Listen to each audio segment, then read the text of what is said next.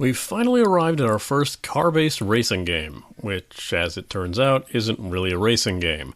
Note, we are kinda barrel scraping here. This need to keep up variety and still steer away from too many older titles isn't really leaving me with too many options. Are there even any upcoming MMOs that people are looking forward to this year? Black Desert? Is that it? Oh, we're gonna be in this rut for a while. In a perhaps misguided attempt to alleviate this problem, we dug through the long-abandoned suggested MMO list and tried to find something we hadn't done yet. This is the MMO Grinder, and it's time to look at Drift City.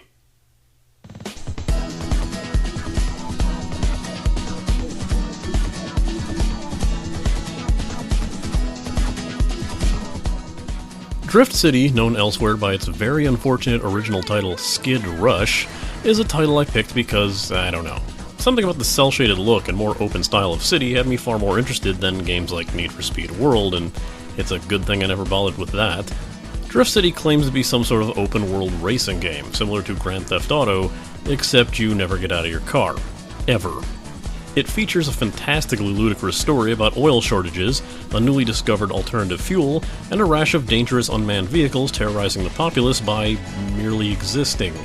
It only gets goofier from there, something about this new fuel being a gift from angels, the existence of rebel factions of vehicle owners, and some time travel to a post-apocalyptic Mad Max-style future. It's beautiful. Also, the game is legitimately broken.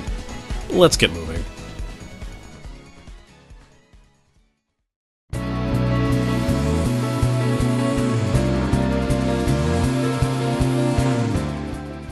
If it wasn't made clear by the game's numerous screenshots and trailers, the developers were going for a bright, colorful, pseudo-cel-shaded style to go along with the anime-inspired characters. This doesn't mean the game looks that good by any means, as hilariously it seems the developers just gave up partway through making the game. Later areas have noticeably lower quality texture work when they aren't simply copy-pasting textures ad nauseum. I don't think we ever ran into a game quite like this, where we have proof throughout the game itself that the quality and care went downhill as the game's development progressed. Frankly, we don't even know how to best convey this without actually just showing you. The game also suffers from poor animation quality and extremely bad pop-in, which makes some of the more frustrating missions completely unbearable. As an example, in most driving games, the various NPC cars that will roam around will have slow drifts into other lanes or give warnings that they're going to turn. But in Drift City, they simply teleport to the next lane or veer off without any warning at all. This becomes a major issue when 90% of the game involves getting something done in a very unreasonable amount of time, and it's compounded by the fact that the game will often spawn vehicles out of the blue 10 feet in front of you, requiring quick reflexes that feel more like you're being slapped in the back of the head than presented with a legit obstacle. Low-quality assets aren't the only thing on display here. UI itself not only looks cluttered, but also has a bad habit of popping up while you're driving. If any developers watch MMO Grinder, please don't throw status updates and acclamations into our direct field of vision. We need to concentrate on what we're doing. Don't cover half the screen with text and graphics while we're at full speed. We'll get more into this later because the game has some quest design issues that are only compounded by this hideous intrusive UI. The game's also hosts to fantastic levels of English, which can even be seen in the character creator. Honestly, there's just too many instances to even need examples. You're gonna find one just starting out. If you enjoy getting a chuckle out of poorly written English, then this is the game for you. The cars themselves look alright, and there's a lot of customization options available to make your car more unique. The issue with these customizations is that they're rather convoluted to acquire, as you first need to have sticker glue before you can purchase these stickers for your vehicle. The interesting thing is that the stickers themselves can be anything you upload to the game, and that they'll be available for everyone to use. We put the Grindstone logo in there, and now it sits comfortably in a sticker shop filled with hentai, nude photographs, Chan memes, and tons of copyrighted material.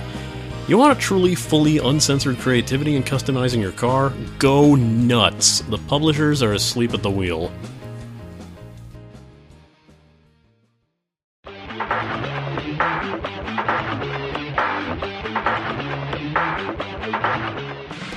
Well, color us surprised, we have a game that none of us recall being speaker-shatteringly loud upon launching.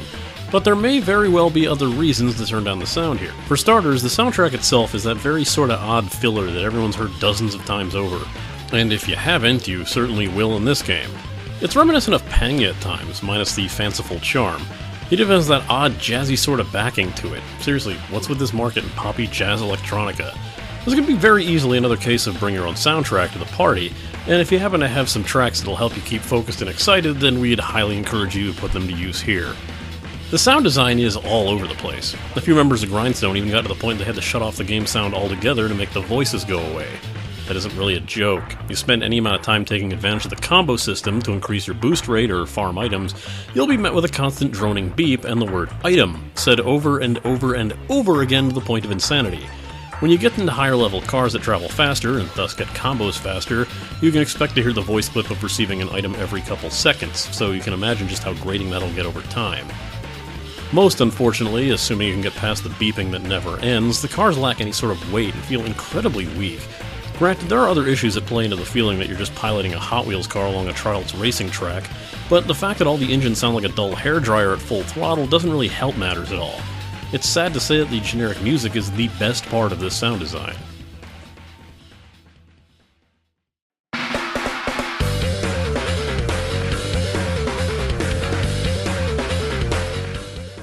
When you first start up the game, you'll be greeted with the server login. Since there's only one server available, you'll quickly make your way into the character creator, if you're feeling generous enough to call it that. Really, it just boils down to what generic anime character you want to slap onto your license, and complete with terrifying English phrases that hint at their personality. This is odd, as your character technically never speaks, even in dialogue boxes, until certain later missions when it actually comes more nonsensical for them to do so. Note that every time you start up the game, you'll be met with a rather amusing warning that the driving in this game does not accurately reflect driving in real life, and you should obey all traffic laws. What, your local government doesn't let you dart through red lights at 100 miles an hour in a car that handles like someone buttered the wheels of a shopping cart? Foreign customs are so weird. After choosing your license, you'll be taken to the game's tutorial, which doesn't do a terrible job of teaching mechanics, but it honestly could have better served the player by showing how each mission type works. Instead, it only teaches the basics of driving with a damage mechanic that won't come into play for most of the game. You'll also get some hilarious dialogue that'll actually insult you. No, really, they'll say things like, well, I guess not everyone is natural driving talent when you can't complete the course within the physically impossible time limit, before booting you out to select your car and enter the game proper. The controls aren't terrible, but they certainly aren't intuitive. Handling feels a bit floaty and drifting doesn't seem to work constantly. You can choose to use a controller instead of a keyboard and mouse, but that'll actually backfire on you later when you get to start using guns on your car, and find out that they can only be fired with a spacebar, even if you have the spacebar bound to a controller button. How do you mess that up? Another thing to keep in mind is the fact that your car will actually use up fuel, known as Mitron, which you'll need to spend Mito in order to replenish at any station throughout the city. Woe be to you if you decide to let your car fall into the low fuel range, as you'll be met with an annoying alarm sound and a voice constantly telling you to refuel. The various vehicles throughout the game can hold different amounts of fuel, though this seems to be more dependent on the tier of vehicle, as a V9 sports car can hold over 5,500 liters of fuel, while a V1 can hold around 100. To get yourself a better vehicle, you'll need to swing by the dealership located within the driver dome, accessed by pressing 5 at any station in the city, or the starting location you end up in just after the tutorial. While you're here, you can find parts, shops to buy slottable equipment, item combiners to improve equipment, the crew center to make guilds, the entrance to the battle zone, your garage to view all your vehicles, the dealership, and the auction house. The main ones to focus on are the parts shop, which will be used throughout the game, and the dealership for buying better vehicles or turning in coupons to get the specialty cars. The coupon system in and of itself is actually an interesting idea, allowing players to earn specialty cars just by playing through the game. The system also adds incentive to perform specific tasks, like driving on the wrong side of the road, executing perfect drifts, fighting in the battle arena, and so on. Unfortunately, some of the requirements get into the rather ludicrous areas like requiring 55 real hours of driving on the wrong side of the road, and coupon pricing can actually be more expensive than simply buying an equivalent tier vehicle in the dealership. Once you've had your look around and done several donuts in the driver dome, you'll need to head to any of the city entrance tunnels to be transported into the game world itself. You'll start your adventure in Station 1 of Moon Palace, which will act as your basic introduction to the game's various mission types. And here's where we get into our first major problem. The mission design leaves a lot to be desired. Now you might think, well, there really isn't much you can do with a vehicle-based MMO, so of course a lot of missions are going to be about driving, but our issue is that the handicaps that they'll force upon that driving. For example, one of the biggest annoyances is the tailing missions that task you with following a marked car to its destination. However, these vehicles always drive painfully slow, phase right through other vehicles without any collision detection, and sometimes decide to play bumper bowling on the road to try to force players to fail. The entire time you're forced to keep a very set arbitrary distance, and being out of that distance for just a little bit of time is enough to cause you to start the mission over again. The second worst are the timed missions, which grant you more time up to a cap every single time you fail them. Oh sure, the first couple missions will give you plenty of time to complete those missions, but in later cities the allotted time goes down to such extreme levels that you'll have to fail 10 plus times just to gain enough time to actually complete it. What makes this more annoying is the fact that there is no bonus for completing the mission for the first time, or with a lower time, so why not just give us all that time instead of forcing us to fail your missions on purpose and making us less likely to keep playing? The other missions are the arrest missions, where you actually have to ram into and blow up the marked vehicle in order to arrest the charred remains of whatever was inside, and the careful driving missions that'll task you with taking very few hits while driving. Be prepared to be infinitely more frustrated when all these missions begin combining, meaning you'll have to take complete missions in unreasonably fast times while taking little to no hits. Once you get further into the storyline, you'll be presented with a choice of which faction to work for. The Ruse, who want to bring down the government that is clearly making the HUVs to kill people, or the OMD government, who are making HUVs to kill people for their own good and to stop all violence ever. No, it isn't well explained why they think this will work, but to be fair, the Ruse plan of letting the killer robot cars take over to such an extreme that the government will capitulate is equally insane. Don't put too much thought into which faction you choose, as while the Ruse get vastly increased experience gains and less money, but end up losing out on the HUV chase missions, you can still play with your friends at any time. That is, assuming you'd really want to.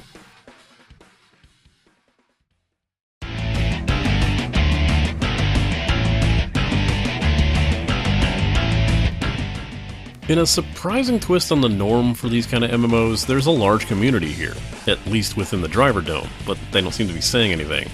All you'll really find within the chat channels are the constant spam and updates about auction house listings and offers to buy or sell items. There is some occasional chatter on the topic of AFK HUV hunting parties, but we have no idea what that is even supposed to mean. Does such a silent community that prefers to stick to its own business hinder the game, or is there anything that makes parties worth it? Well, sorta worth it, but this bonus can also be seen as a detriment. Parties will allow for the accumulation of combos faster and faster, which will get you items more quickly, and given how minuscule the inventory is, you can expect to see the inventory full warning pop up all the time. If you still wish to start a group, simply find one of your friends in the world, right-click their vehicle, and select Create Group. Here you can enter the group's name and, if you wish, a join message that your friend will read before selecting to accept or decline. If you want to get additional members into that same group, do the exact same thing to them. Select Create Group and the game will automatically move them to your original group. Yes, that doesn't make much sense, but this is Drift City, so you should expect that by now. What other uses are there for parties? Well, you can always try out the game's dungeons. Yeah, you heard that correctly, this racing game has dungeons, but I wouldn't get your hopes up as the first dungeon we tried seems to be impossible to complete. We will say, though, that it was an amusing sort of awful, both in the concept and the overt seriousness that the situation desperately fights against. It really is something that needs to be experienced. It should be mentioned that unlike the last two games we reviewed, you can actually make your own guild without the use of real cash for once. The only requirements are 10,000 Mito and level 20, both of which won't take very long at all. Once you meet the requirements, simply enter the driver dome and search for the crew center among the shops. Approach it to open the dialog box. Once you've selected your name, a motto, and a team icon, you'll be automatically placed into your crew. Now, you may be wondering how others would join you as you aren't allowed to invite them. To accomplish this, the person seeking to join must find you in the world, right-click your vehicle, and select Join Crew. Once this has been accomplished, then you need to open your Racing Team, that's right, not Crew or anything like that, but Racing Team menu, by pressing F10 and select Applications. You should keep in mind that you're only allowed to join one crew per account, and only your initial character will be within that crew, and any subsequent characters that you make are simply out of luck unless you quit the crew on your first character. Members of the crew can donate crew points, denoted by gold coins cluttering up your inventory, to allow officers of the crew to research special buffs and benefits for the whole group, but those benefits are insanely expensive.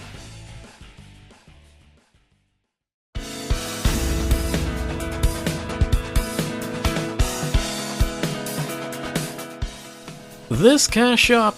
Oh, where to even begin?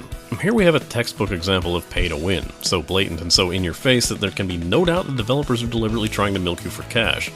If you want the best vehicles of any tier, you'll need to drop some cash, meaning you'll be consistently outclassed by anyone who decides to give in and buy their way to the top.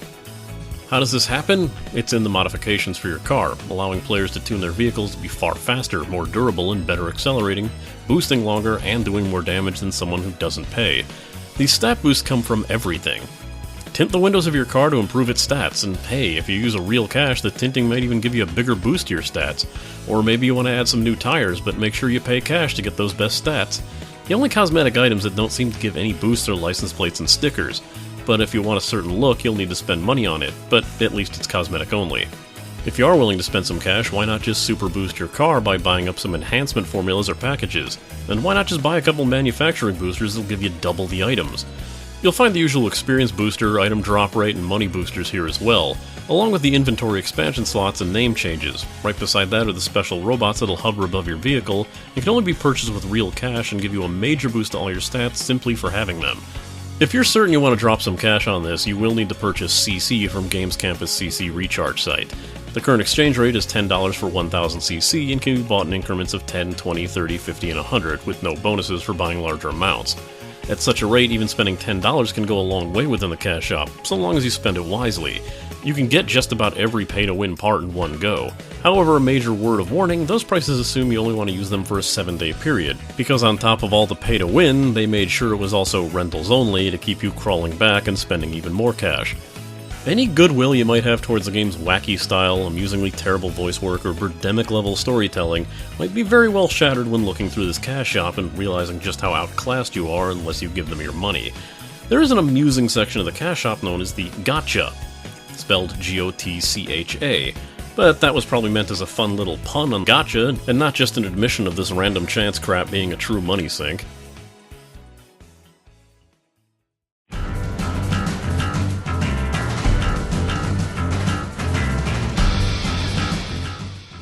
Talk about polarizing opinions and degrading quality, but Drift City is something most at Grindstone found rather fun and amusing when we first started out, but as the game went on, it fell apart for most of us, splitting us into two factions: those who despised every last second of the game, and those who found it strangely addicting beyond its admitted flaws.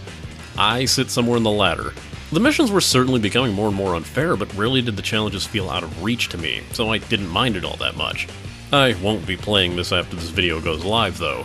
If you want to know how a few of us really felt about the game, check out our supplemental blurb on my site at mmogrinder.net. Here's my final rating. I can't say I wasn't pleasantly surprised by the fact this game uses an open-world format, as opposed to being a lobby-based track-only setup that I was fully expecting. This leaves you free to drive about the city, choosing missions only if you wish, and perhaps chasing down some rogue HUVs if the mood strikes. This story is a special kind of special, especially in a game where a story isn't something that you'd expect to exist. I may have dealt with gems like global warming forced us to travel to space for snowboarding, but let's just say that when I dismissively assumed that the self-driving car's problem was a result of this new fuel calling machines to gain sentience, I didn't realize that it would seem reasonable compared to what's actually going on. It'll annoy people who hate bad writing, but if you think Birdemic is an unintentional comedy masterpiece, you might get a kick out of it. Half-hearted compliments aside, this world's cel-shading look is pretty slick, at least as long as the world's graphics hold up, but the cars look pretty nice and the customization options are numerous and great.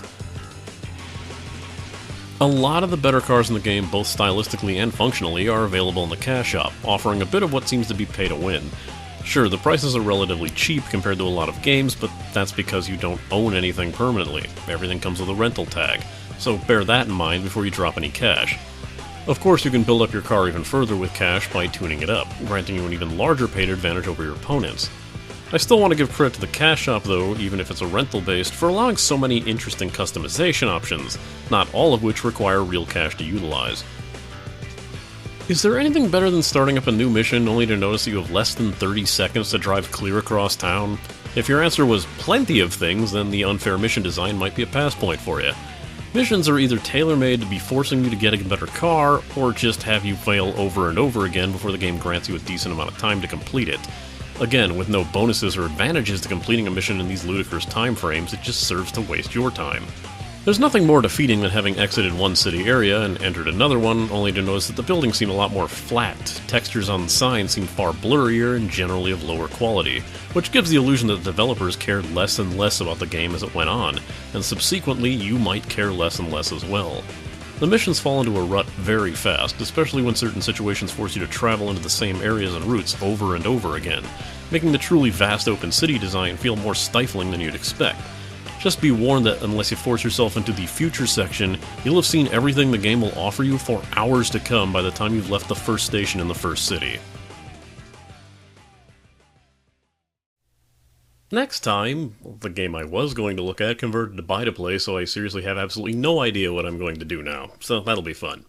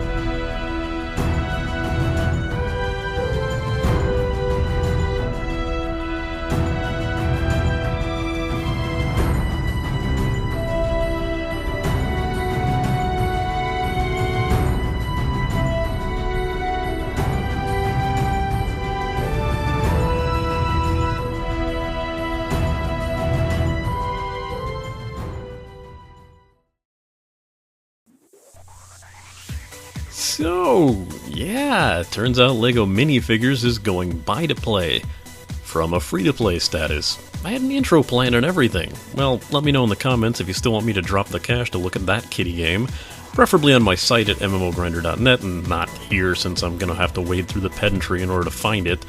Keep in mind I said LEGO minifigures and not LEGO Worlds.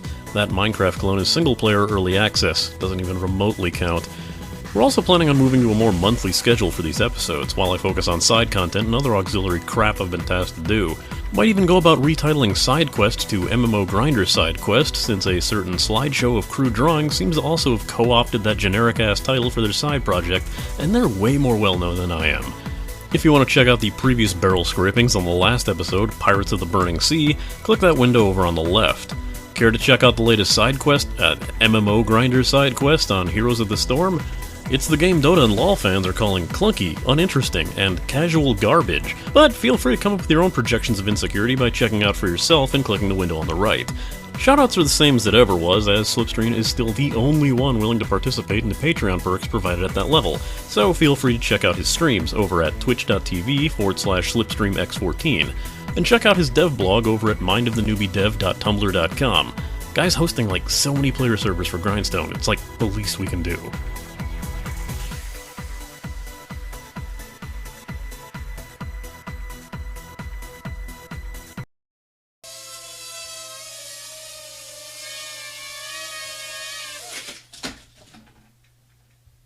The hell was that?